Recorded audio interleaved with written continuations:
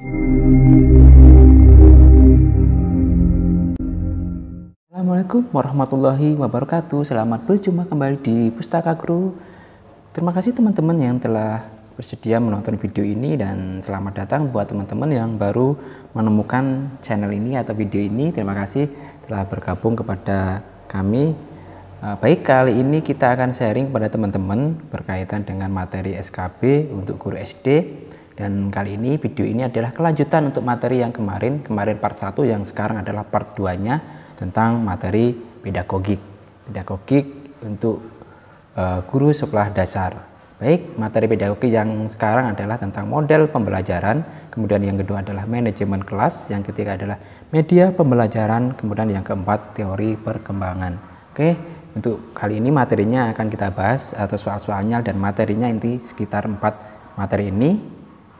Dan jangan lupa untuk teman-teman yang baru buka video ini, silahkan dukungannya kepada kami untuk selalu subscribe channel ini dan nyalakan loncengnya sehingga teman-teman nanti bisa mengupdate video-video terbaru dari kami. Baik, terima kasih. Kita lanjutkan untuk video soal pembahasan yang pertama. Baik, untuk soal yang pertama, model pembelajaran yang mempunyai keunggulan antara lain berpikir dan bertindak kreatif, memecahkan masalah yang dihadapi secara realistis, merangsang perkembangan kemajuan berpikir siswa untuk menyelesaikan masalah yang dihadapi dengan tepat adalah model pembelajaran titik-titik. A. Role playing, kemudian yang B. Inquiry, C. Problem solving, dan D. Picture and picture. Baik, di sini sudah ada pembahasannya untuk materi ini. Role playing adalah pembelajaran dengan cara bermain peran, gitu ya. Kemudian inquiry itu adalah penyelidikan atau sesuatu yang secara sistematis, kritis, dan logis. Kemudian yang ketiga, problem solving itu adalah berpikir dan bertindak kreatif memecahkan masalah. Kemudian picture and picture itu adalah model pembelajaran di mana dengan gambar yang dipasangkan atau yang diurutkan. Baik teman-teman, ini berkaitan dengan tadi yang di sini adalah berpikir dan bertindak kreatif setelah memecahkan masalah. Maka yang paling tepat di sini adalah yang jawaban sesuai dengan problem solving, yang C. Oke teman-teman, kita lanjutkan untuk soal dan pembahasan yang kedua. Bu Rosa menyiapkan materi pelajaran dengan cara dimulai dari materi-materi yang dikenal siswa, kemudian menuju hal-hal baru dan dianggap lebih mendalam. Bentuk pengembangan materi yang disusun Bu Rosa mengikuti pola titik-titik. A. Kausal, B. Spiral, C. Kronologi, atau D. Inquiry. Jadi inti dari pertanyaan ini adalah materi yang sudah dikenal siswa, kemudian ke materi yang lebih mendalam. Berarti dia bentuknya seperti ini, melingkar seperti ini ya, yang menuju yang materi yang lebih dalam seperti ini. Maka bentuk seperti ini adalah bentuk spiral. Jawaban yang kedua adalah B, spiral. Baik, kita lanjutkan untuk soal yang ketiga. Taksonomi Anderson dan Caldwell menyempurnakan taksonomi Benjamin S. Bloom, mengembangkan ranah kognitif dengan urutan sebagai berikut. A. Ingatan, pemahaman, analisis, aplikasi, sintesis, dan evaluasi. B. Ingatan, pemahaman, aplikasi, analisis, sintesis. C. Ingatan, pemahaman, sintesis, aplikasi, analisis, dan evaluasi. Atau D. Ingatan, pemahaman, aplikasi, analisis, evaluasi, dan mencipta. Teman-teman perlu kita ketahui taksonomi Benjamin S. Bloom itu yang pertama, sebelum ada revisi itu, yang pertama itu adalah pengetahuan, kemudian pemahaman, kemudian aplikasi dulu, baru analisis, kemudian sintesis, dan evaluasi. Itu untuk taksonomi S. Bloom-nya. Kemudian taksonomi S. Bloom-nya juga ada revisi, yaitu yang pertama tadinya pengetahuan diubah menjadi ingatan. Jadi ingatan, pemahaman, aplikasi, analisis, kemudian sintesis dulu baru evaluasi. Itu untuk yang revisi S. Bloom. yang di sini yang ditanyakan untuk adalah taksonomi Anderson dan Catwall, maka di sini ada perubahan. Nah, di dalam taksonomi Anderson sintesis itu tidak ada, maka yang tidak ada sintesis kan yang D ya, ingatan, pemahaman, aplikasi, analisis, evaluasi, dan ditambah yang baru adalah mencipta. Tetapi di sini analisis itu tidak ada, hilang. Kemudian yang jawaban yang paling tepat adalah yang pilihan yang D. Jadi taksonomi Anderson itu hanya menyempurnakan dari taksonomi S. Bloom. Kita lanjutkan untuk materi yang berikutnya. Bila Anda sebagai guru menemukan peserta didik mengalami kesulitan memahami materi pelajaran yang diberikan, tindakan apa yang akan dilakukan? A. Memindahkan tempat duduk peserta didik ke meja yang paling depan. B. Mengulangi penjelasan bahan ajar kepada seluruh peserta didik. C. Memberikan bantuan belajar kepada peserta didik yang bersangkutan. Atau D. Menugaskan seluruh peserta didik membaca buku sumber. Oke, di sini adalah karena kesulitan memahami materi. Maka solusinya adalah yang paling tepat adalah yang C.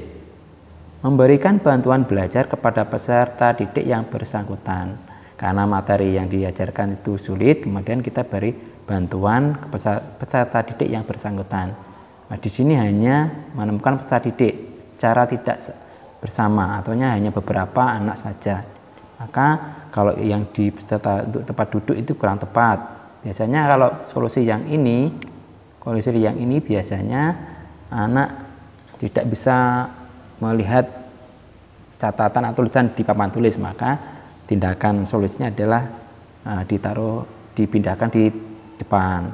Kalau yang B, mengulangi penjelasan bahan ajar kepada seluruh peserta didik. Ini kalau kesulitannya itu menyeluruh, semua peserta didik sulit memahaminya, maka diulangi lagi. Yang paling tepat adalah yang D. Yang C, memberikan bantuan kepada peserta didik yang bersangkutan. Oke, kalau yang D itu hanya pengayaan membaca buku. Oke, kita lanjutkan untuk soal yang kelima.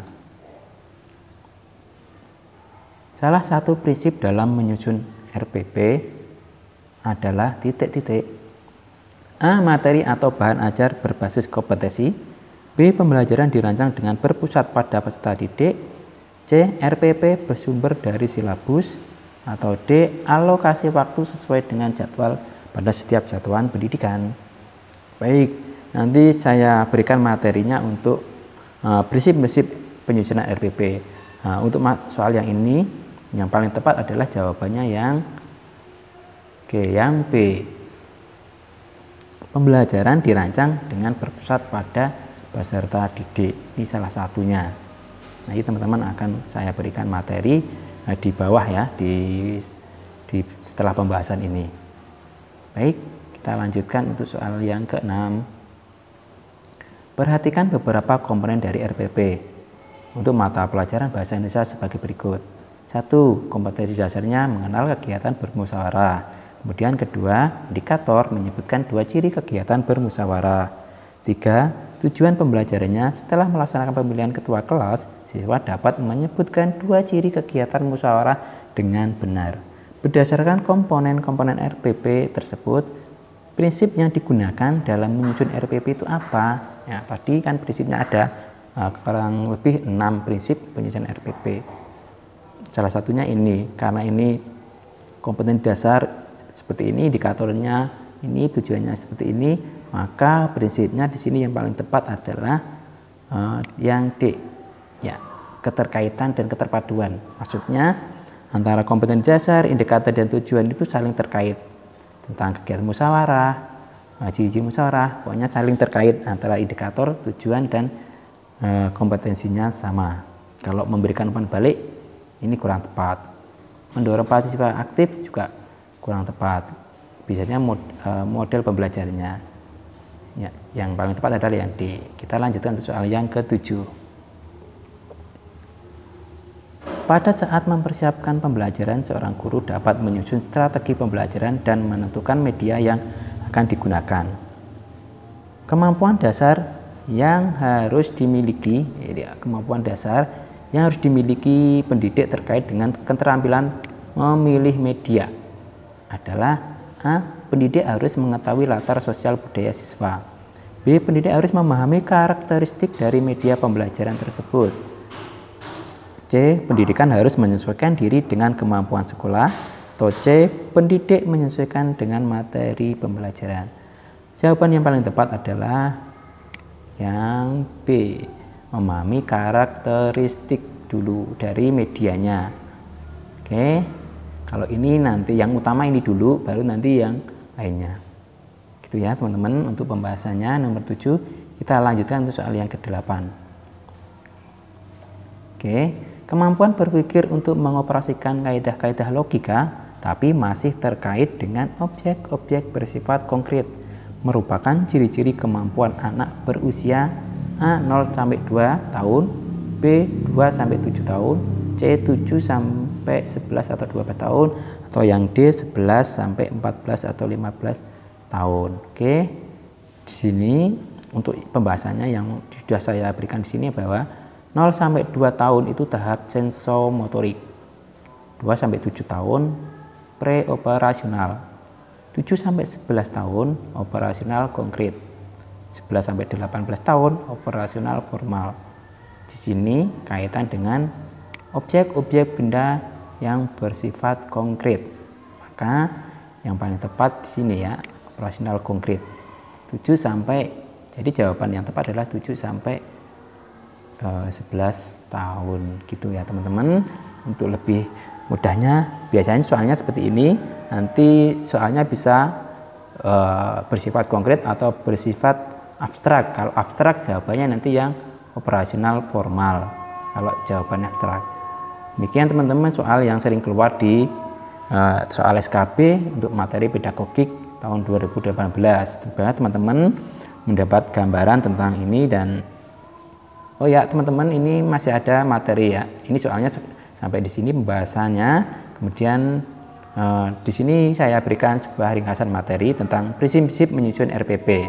Ada 1, 2, 3, 4, 5, 6. Ini ya, tadi salah satunya tadi yang mana ini? Nah ini ya, keterkaitan dan keterpaduan yang ada di soal tadi. Ini ya, nanti teman-teman bisa pelajari dan bisa diunduh materi ini setelah soal-soalnya nanti saya taruh di link deskripsi. Oke teman-teman. Ini juga sama, ringkasan materi taksonomi Bloom dan taksonomi Anderson. Perbedaannya seperti ini.